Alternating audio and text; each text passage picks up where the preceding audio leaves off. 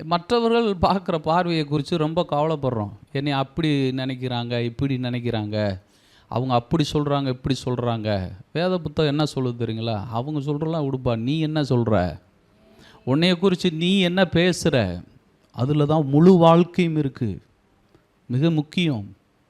பிசாசானவன் இன்னைக்கு உங்களுடைய நினைவுகளை ஏன் பாதிக்கிறான்? உங்களை குறித்து ஒரு தரக்குறைவான நினைவுகளை, கேவலமான நினைவுகளை அவன் கொண்டு வர்றான். எதுக்கு? அதன் மூலமாகத்தான் உங்களை ஒன்றுமில்லாமலாக்க முடியும். உங்கள் நினைவுகளே உங்களை ஒன்றுமில்லாமக்கிற வேதம் அப்படித்தான் சொல்லுது. மாம்ச சிந்தை என்னத்தை கொண்டு வந்துடும்? மரணத்தை கொண்டு வரும்.